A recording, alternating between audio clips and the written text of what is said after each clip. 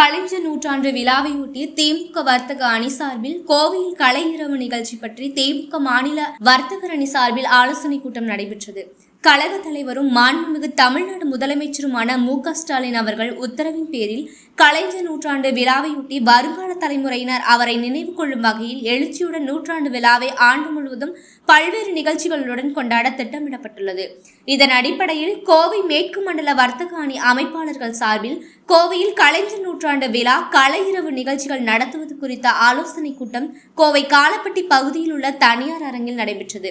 கூட்டத்திற்கு கழக வர்த்தக அணி இணை செயலாளர் முருகவேல் முன்னிலை வகித்தார். கோவை மாநகர் மாவட்ட வர்த்தக அணி அமைப்பாளர் பே. மாரிசெல்வன் MC, கோவை தெற்கு மாவட்ட வர்த்தக அணி அமைப்பாளர் கண்ணன், கோவை வடக்கு மாவட்ட வர்த்தக அணி அமைப்பாளர் வேலுச்சாமி ஆகியோர் வரவேற்றனர்.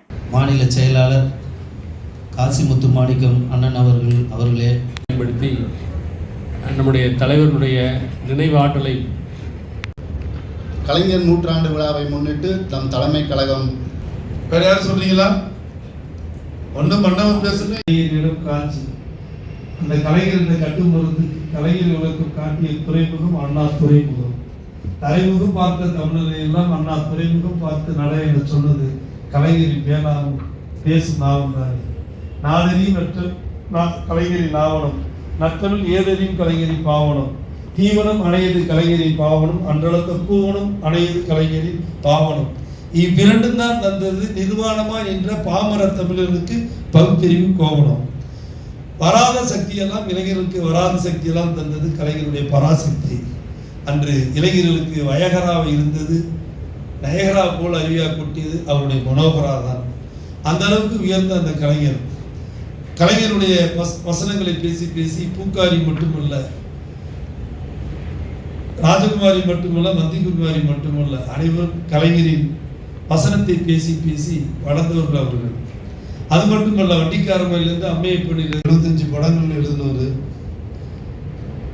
1952 நடந்த தேர்தல் நம்ம நிக்கல, 57 நிற்கும் போதே வேட்பாளர் நிற்கும் போதே வீடு வச்சிருந்தது, கார் வச்சிருந்தது யாருன்னா தலைவர் கலைஞர் மட்டும்தான்.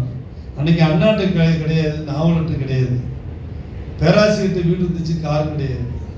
அன்னைக்கு ஒரு பரபரப்பாக இந்த பராசக்தி கூட அப்போலாம் பள்ளிக்கூடத்து பிள்ளைங்க பேக்கில் புத்தகம் இருக்கோ இல்லையோ, ஆனால் பாட புத்தகம் இருக்கோ இல்லையோ, பராசக்தி வசன புத்தகம் இருக்கும், மனோகர வசன புத்தகம் இருக்கும்.